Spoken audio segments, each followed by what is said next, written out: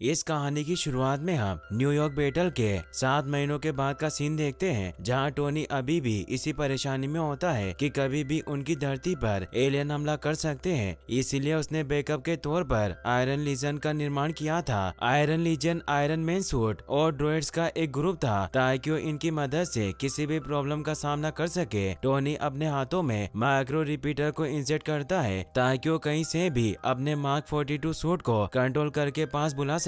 वो इसका टेस्ट करने लगता है, एक एक करके सूट के सभी पार्ट को वो अपने पास बुलाता है, जो उसकी बॉडी से जुड़ने लग जाते हैं। पर उनकी स्पीड फास्ट होने से टोनी को दर्द हो रहा था। लास्ट में फेस प्लेट भी उसकी तरफ बढ़ने लगती है, पर टोनी स्टाइल में जंप करके उसे पहन लेता है। तभी उसकी पीठ का अंतिम टुकड़ा टकराने की वजह से पूरा सूट बिखर गया और टोनी को चोट लग गई। फिर हमें एक पावरफुल टेररिस्ट लीडर मैंडेरिन को दिखाया जाता है, जो अमेरिका में लगातार कई आतंकवादी हमले कर रहा था। इसीलिए हर न्यूज चैनल पर उसी की बात चल रही थी और अमेरिका की जनता घबराई हुई थी। प्रेसिडेंट एलिस एक प्रेस कॉन्फ्रेंस में सभी को बताते हैं कि कर्नल जेम्स रोड मैंडेरिन को रोक सकते हैं, जिन्हें उन्होंने आयरन पेट्रियट का नाम दिया था। टोनी रोडी से एक क्लब में मिलता है और कहता है कि मुझे मैंडेरिन के बारे में सब कुछ जानना है। रोडी बताता है कि मैंडेरिन ने अभी तक 9 आतंकवादी हमले किए हैं, पर हमारा कोई डिवाइस बॉम्ब को डिटेक्ट नहीं कर पा रहा है। टोनी कहता है कि मैं तुम्हारी मदद कर सकता हूँ, मेरे पास बहुत सारी नई टेक्नोलॉजी है। रोडी कहता है कि किसी सुपर हीरो का काम नहीं है, तुम्हें अपना ख्याल रखना चाहिए। तुम्हारी आंखों से साफ दिखता है कि तुम कई दिनों से सोए नहीं हो। तभी एक लड़की अपने भाई के साथ टोनी से ऑटोग्राफ लेने आती है, पर वो लड़का टोनी से चितौरी हमले के बारे में पूछता है कि आप वॉर मॉल से कैसे बच गए। इससे टोनी को घबराहट होने लगी।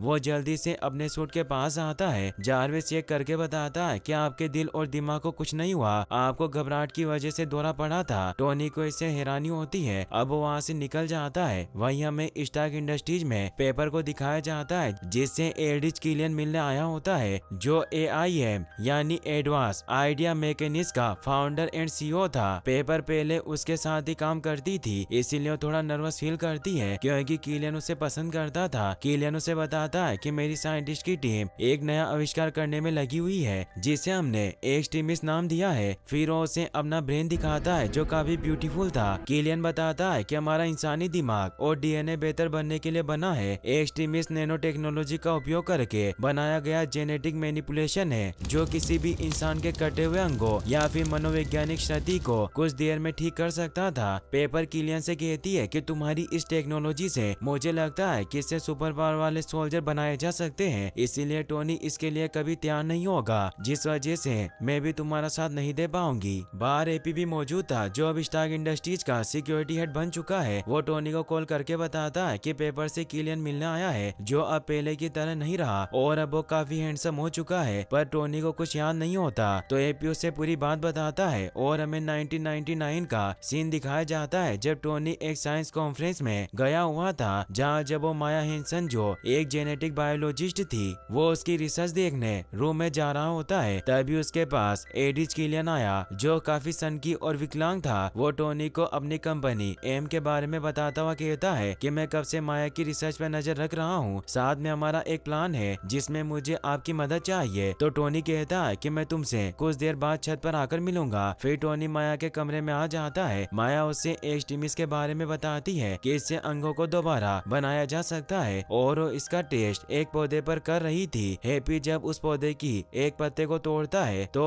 कुछ देर बाद वापस उगने लगती है, पर इससे एक धमाका हो जाता है, पर कोई उस पर ध्यान नहीं देता। तभी न्यू ईयर स्टार्ट हो जाता है और किलियन अभी भी छत पर टोनी का इंतजार कर रहा था। उसे लग रहा था टोनी उससे मिलना आएगा, पर टोनी ने झूठ कहा था। ये सभी पुरानी बातें बताकर हैप्पी टोनी को स्टार्क इंडस्ट्रीज में आने को कहता है, पर टोनी उसकी बात नहीं सुनता और फोन को सेल में रख देता है। हैरी को किलियन के बॉडीगार्ड एरिक पर शक होता है, इसीलिए जब एरिक किलियन के साथ वहाँ से निकलता है तो उसकी कार का फोटो ले लेता है। फिर हम देखते हैं कि पेपर जब घर पहुँचती है तो टोनी अपने ड्रॉइड को टेस्ट कर रहा था, पर पेपर को पता चल जाता है कि वो एक ड्रॉइड है, इसीलिए वो नीचे टोनी के पास आ जाती है। वो देखती है कि टोनी ने खाना खा लिया है, इसीलिए वो कहती है कि हम आज साथ डिनर करने वाले थे। टोनी कहता है कि तुम आज किलियन के साथ थी, मुझे लगा तुम दोनों साथ खाना खाकर आओगे। पेपर गुस्सा होती है कि तुम मुझ पर शक कर रहे हो। टोनी उससे माफी मांगता हुआ कहता है कि मैं परेशान हूँ, न्यूयॉर्क बैटल के बाद में ठीक से सो भी नहीं पाता,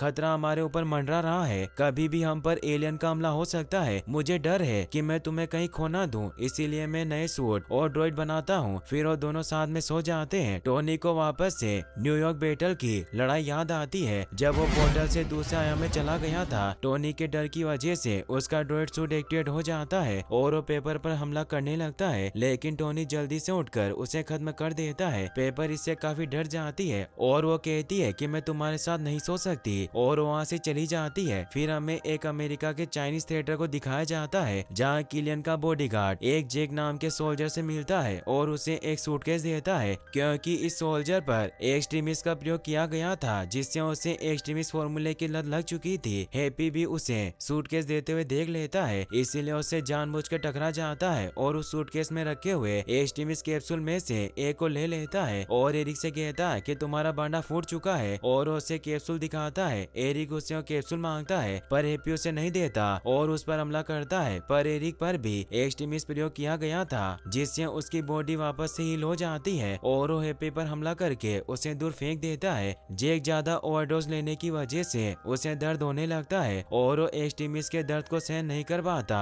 उसकी बॉडी से एक जोरदार ब्लास्ट होता है। हैप्पी भी इसमें घायल हो चुका था, तभी उसकी नजर एरिक पर जाती है जिसकी बॉडी बहुत डैमेज हो चुकी थी, पर एक्सट्रीमिस्ट की वजह से उसकी बॉडी वापस से हील हो जाती है और वहाँ से निकल जाता है। मेड इन न्यूज में वापस लाइव आता है और पूरे अमेरिका को बताता है कि चाइनीज थिएटर में जो हमला हुआ वो मैंने करवाया था और ये प्रेसिडेंट के लिए एक सबक था। दरअसल मेंडिन किलियन के लिए काम करता था क्योंकि किलियन के गैर कानूनी एक्सट्रीम एक्सपेरिमेंट में जेक जैसे लोगों की डेथ की वजह से जो धमाका होता था उसे वो मेंडिन के रूप में आतंकवादी हमले का नाम दे देता था। टोनी हैप्पी से हॉस्पिटल में मिलने जाता है। हैप्पी की हालत काफी खराब थी। टोनी जब वहाँ से निकलने लगता है तो रिपोर्टर उसे सवाल पूछते हैं तो टोनी गुस्से में मेंडिन को चुनौती देते हुए उसे अपने घर का एड्रेस दे देता है और कहता है कि मैं तुमसे नहीं डरता, हिम्मत है तो मेरे घर आना, मैं तुम्हारा इंतजार करूंगा। और अब वो घर आकर मेंडिन के बारे में इंफॉर्मेशन निकालने लगता है। वो जारविस की मदद से चाइनीज थिएटर में लगे हुए हमले का वर्चुअल सीन बनाता है जिससे उसे पता चलता है कि वहाँ जो हमला हुआ वो 3000 डिग्री सेल्सियस का था। इसीलिए वो जारविस की मदद से ऐसे और हमलों की इंफॉर्मेशन निकालता है जो इस साल हुए थे। उसे टेनेसी के ऐसे ही हमले के बारे में पता चलता है, पर वहाँ मेंडिन ने हमला नहीं किया, पर वो हमला 3000 डिग्री सेल्सियस का था और इन सभी हमलों में हमेशा फौजी मरते थे। टोनी को शक हो जाता है कि ये सभी कोई आतंकवादी हमले नहीं है और वो टेनेसी जाने का प्लान बनाता है। तभी टोनी के घर पर माया आती है जो टोनी को बताती है कि मुझे तुमसे कुछ जरूरी बात करनी है। तभी वहाँ पेपर आ जाती है। पेपर समझ जाती है कि माया उसकी एक्स गर्लफ्रेंड है। पेपर टोनी से कहती है कि हमें यहाँ से जाना होगा, यहाँ बहुत खतरा है, पर टोनी जाने से मना करता है। लेकिन तभी टोनी के घर की तरफ एक मिसाइल आती है और वहाँ जोरदार धमाका होता है क्योंकि वहाँ एरिक टोनी के घर को बर्बाद करने आ गया था ताकि मेंडिन की सच्चाई किसी को पता न चले। टोनी अपने सूट को पेपर को पहना देता है और उसे माया को लेकर निकल जाने को कहता है। पेपर ऐसा ही करती है। वो जैसे माया को लेकर बाहर निकलती है टोनी अपना सूट वापस ले लेता है। एरिक लगातार टोनी पर हमला कर रहा था पर टोनी ने अब अपना सूट पहन लिया था। टोनी फ्लाई करने की कोशिश करता है पर वो सूट पूरी तरह से लड़ने के लिए तैयार नहीं हुआ था। उस सूट पर अभी भी काम बाकी था, पर टोनी चालाकी से चीजों को हेलीकॉप्टर पर फेंककर उन्हें खत्म करने लगता है, लेकिन एक हेलीकॉप्टर उसकी बिल्डिंग पर ही गिर जाता है। टोनी भी इससे नीचे गिर जाता है। वो देखता है कि उसके सारे पुराने आयरन मैन सूट बर्बाद हो गए हैं। उसकी सारी सुपर कार भी नीचे पानी में गिर रही थी। टोनी बाहर निकलने की कोशिश करता है पर वो तारों में फंसकर नीचे पानी में डूब जाता है। टोनी बाहर निकलने की कोशिश करता है पर वो मलबे के नीचे दबकर बेहोश हो जाता है। जारविस टोनी को बाहर निकालता है और उसने उड़ने की टेक्नोलॉजी को रिसेट कर दिया था, इसीलिए वो टोनी को लेकर टेनेसी की तरफ निकल जाता है। पेपर ऊपर रोती हुई बहुत दुखी होती है। उसे लग रहा था टोनी मर गया। टोनी अभी भी बेहोश था।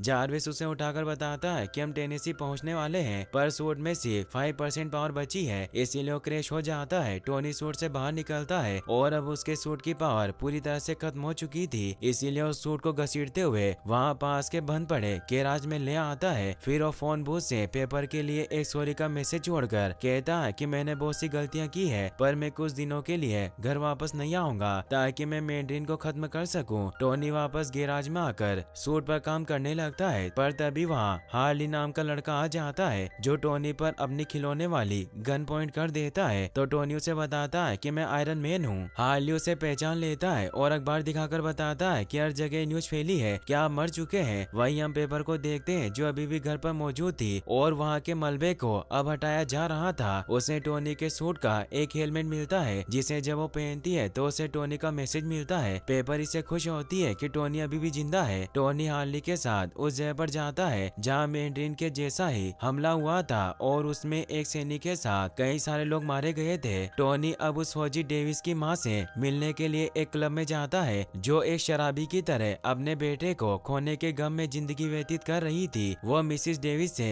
उसके बेटे के बारे में पूछने लगता है पर उसे एक फाइल देती है जिस पर AIM लिखा हुआ था, जिससे वो समझ जाता है कि किलियन ने ही फौजियों पर एक्सपेरिमेंट किए थे क्योंकि उसमें उस चाइनीज थिएटर वाले फौजी का नाम भी होता है। टोनी उस लेडी से कहता है क्या आपके बेटे ने किसी को नहीं मारा, उसे फंसाया गया है। मगर तभी वहाँ किलियन के साथी एलन और एरिक वो फाइल लेने आ जाते हैं पर टोनी चालाकी से उस फाइल को छिपा देता है। एलन टोनी पर हमला करती है, वहाँ मौजूद शेरिफ उसे रोकता है तो उसे मार देती है। इससे मौका पाकर टोनी वहाँ से निकल जाता है। एलन उसका पीछा करती है। टोनी यहाँ एक्सट्रीमिस्ट की शक्ति को देख पाता है क्योंकि जलने के बाद भी एलन की बॉडी वापस से रीजनरेट हो रही थी। वो टोनी को मारने की कोशिश करती है पर टोनी एक जीनियस था, उसे इतनी आसानी से मारा नहीं जा सकता। वो वहाँ कमरे में ही आग लगा देता है और एलन को ही मार डालता है पर एरिक टोनी पर एक वाटर टैंक को गिराकर हमला करता है। टोनी से बच जाता है और उसके मुंह पर शूटर से हमला करके उसे खत्म कर देता है। टोनी अब वहाँ से फाइल लेकर एरिक की कार से निकलने लगता है। हार्ली भी साथ चलने की जिद करता है तो टोनी कहता है कि तुम्हें यहीं रहकर मेरे सूट का ख्याल रखना होगा और चेक करना होगा कि वो चार्ज हो रहा है या नहीं। अब टोनी वहाँ से निकलकर रोडी को फोन लगाता है जो मैंड्रीन के ठिकाने को ढूंढने में लगा हुआ था। रोडी का सूट किलियन ने ही अपग्रेड किया था, इसीलिए उसे एम के पावरफुल कंप्यूटर के पासवर्ड ले लेता है ताकि वो एम के सारे प्रोजेक्ट को देख सके। इसीलिए वहाँ एक शो में आई न्यूज वैन के पास आ जाता है और उसकी मदद से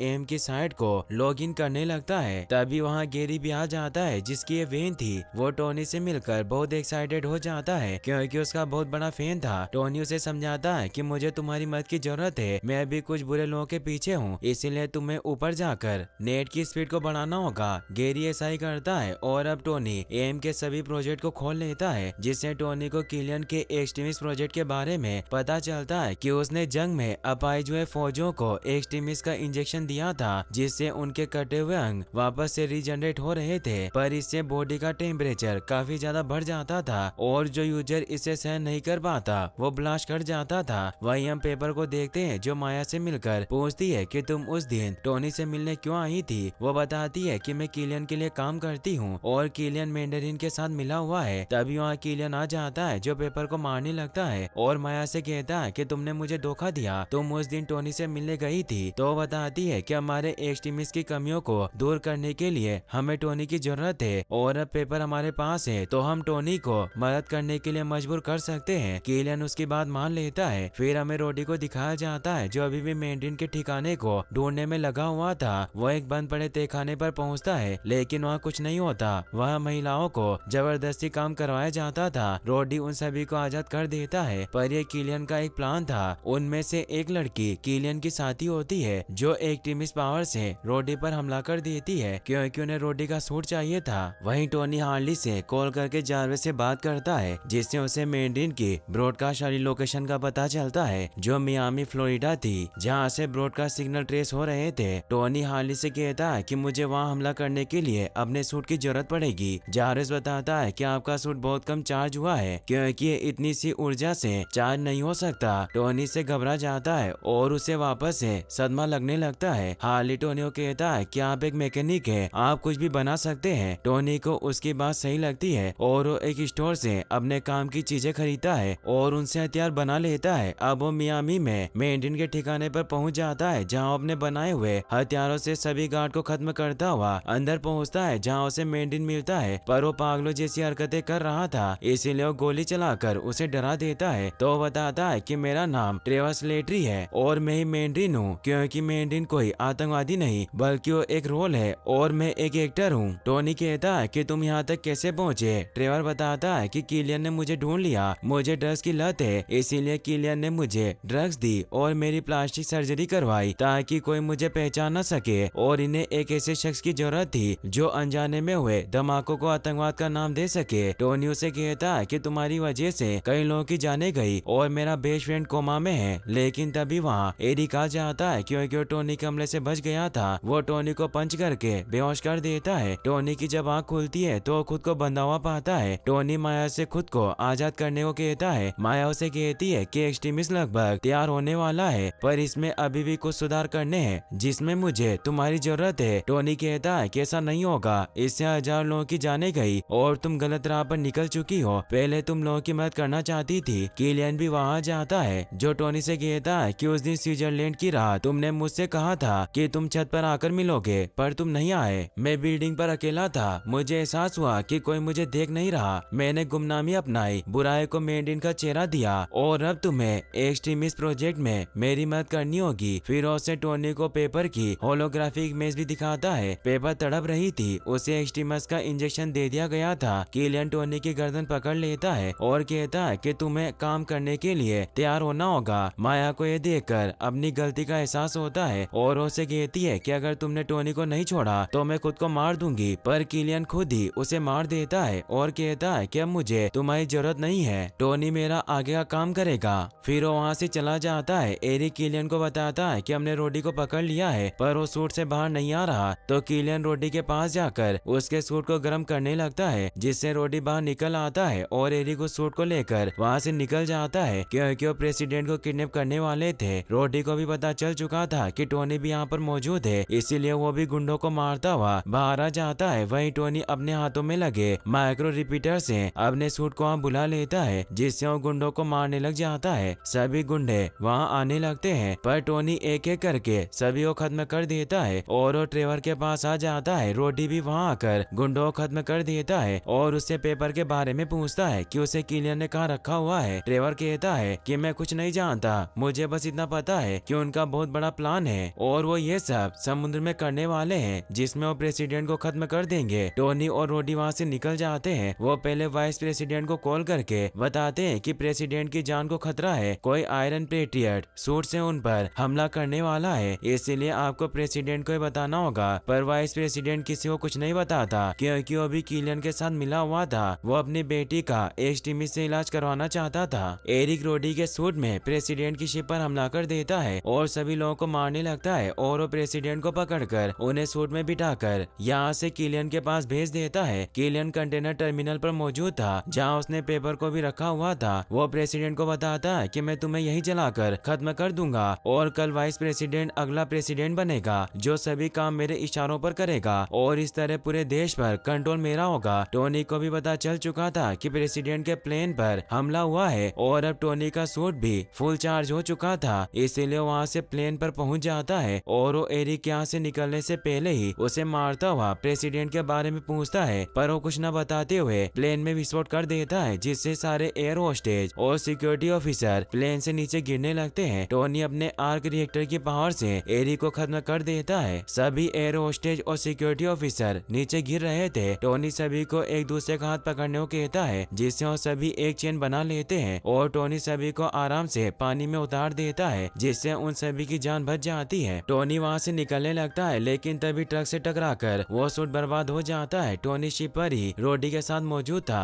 और वो वायरलेस तरीके से उस सूट को कंट्रोल कर रहा था। टोनी को अब पेपर को बचाने जाना था। जारविस बताता है कि घर से मलबा हटा दिया गया है, तो टोनी वहाँ से अपने सूट को बुलाने के ऑर्डर दे देता है। टोनी रोडी के साथ रॉक्सन नॉर्को के कंटेनर टर्मिनल पर पहुंच जाता है, जहाँ वो देखते हैं कि प्रेसिडेंट को ऑयल टैंक के ऊपर बांधा गया है। रोडी और टोनी उन्हें बचाने के लिए ऊपर जाने लगते हैं, लेकिन किलियन के एक्सट्रीमिस्ट सोल्जर उन्हें घेर लेते हैं। पर तभी टोनी के आयरन लीजन ड्रोइड भी वहां जाते हैं। टोनी जारविस को सभी एक्सट्रीमिस्ट सोल्जर को खत्म करने का ऑर्डर देता है, जिससे चारों तरफ धमाके होने लगते हैं। ड्रोइड सभी एक्सट्रीमिस्ट सोल्जर को खत्म करते जा रहे थे, पर इन धमाकों की वजह से पेपर जिस सेल में बंद थी वहाँ भी धमाका होता है। टोनी अब एक सूट पहनकर पेपर को बचाने उस सेल में पहुंच जाता है। पेपर वहाँ मलबे में दबी हुई थी। टोनी उसे बाहर निकाल ही रहा था कि तभी किलियन उस पर हमला करता है, पर टोनी उसका हाथ काट देता है। पर एक्सट्रीमिस्ट की वजह से वो वापस से रिजनरेट होने लगता है, जिससे उसे दर्द हो रहा था। पेपर भी नीचे गिर जाती है और वो ट्रेश की तरफ बढ़ रही थी। टोनी उसे बचाने जाता है। वहीं रोडी भी चालाकी से प्रेसिडेंट को बचा लेता है और अब उसे अपना सूट वापस मिल गया था। वो प्रेसिडेंट को लेकर निकल जाता है। टोनी पेपर के पास पहुंच जाता है और वो उसे नीचे कूदने को कहता है, पर पर टोनी उसका हाथ नहीं पकड़ पाता और वो 200 फीट नीचे आग में गिर जाती है। टोनी इससे बहुत दुखी होता है। किलियन वहाँ टोनी के पास आ जाता है। टोनी उससे फाइट करके अपने सूट की मदद से चोट पहुंचाने लगता है, पर किलियन एक्सट्रीमिस्ट होने की वजह से उसे कुछ नहीं हो रहा था। वो टोनी के सूट को काट देता है। टोनी अपने मार्क 42 को भी वहाँ बुला लेता है और उसे किलियन को पहना देता है और अब वो मार्क 42 को उड़ा देता है, जिससे उसके साथ ही किलियन भी खत्म हो जाता है। टोनी नीचे गिरने लगता है पर वो एक सूट से खुद को बचा लेता है। किलियन अभी भी नहीं मरा था, उसकी बॉडी वापस रिजनरेट हो रही थी। वो टोनी से कहता है कि मैं ही मैंडेरिन हूँ। तभी पेपर भी वहाँ आ जाती है क्योंकि वो भी अभी एक्सट्रीमिस्ट बनने की वजह से जिंदा बच गई थी। वो किलियन को मारने लगती है। टोनी ने जारवेस को सभी एक्सट्रीमिस्ट को मारने का ऑर्डर दिया था, इसीलिए जारवेस एक ड्रॉइड से पेपर को खत्म करने लगता है। टोनी उसे रोकने की कोशिश करती है पर उसका ईयरबड खुल गया था। पेपर उस ड्रॉइड को खत्म कर देती है और उस सूट के मिसाइल की मदद से किलियन को पूरी तरीके से खलास कर देती है। पेपर एक्सट्रीमिस्ट बनने की वजह से परेशान होती है तो टोनी उसे कहता है कि मैं तुम्हें पूरी तरीके से ठीक कर दूंगा, यही मेरा काम है। और अब टोनी अपने सभी ड्रॉइड को भी खत्म कर देता है क्योंकि पेपर को उनसे डर लगता था। अब वाइस प्रेसिडेंट और ट्रेवर को पुलिस अरेस्ट कर लेती है। पेपर भी अब ठीक हो चुकी थी। टोनी भी अब अपने सीने में मौजूद छर्रों को ऑपरेशन से निकलवा देता है और वो पेपर के साथ खुश था। हैप्पी भी कोमा से बाहर आ गया था। वहीं हार्ली भी जब अपने गैराज में जाता है तो आज टोनी ने उसके लिए बहुत ही कमाल की लैब बना दी थी जहां उसकी जरूरत की हर चीज मौजूद थी। इसी के साथ ये मूवी यहीं पर खत्म हो जाती है। फिर हमें इसके पोस्ट क्रेडिट सीन को दिखाया जाता है जिसमें टोनी ब्रूस बैनर को अपनी कहानी सुना रहा था, पर ब्रूस उसकी बातें सुनते सुनते ही सो गया था। इसी के साथ फाइनली ये मूवी यहीं पर खत्म हो जाती है। गाइस, अगर आप आयरन मैन की और वीडियोस देखना चाहते हैं तो एंड स्क्रीन पर क्लिक करके आप इन वीडियोस को भी वॉच कर सकते हैं। साथ ही अगर आपको ये वीडियो अच्छी लगी हो तो इस वीडियो को लाइक करने के साथ साथ चैनल को सब्सक्राइब जरूर कर लें। Thanks for watching.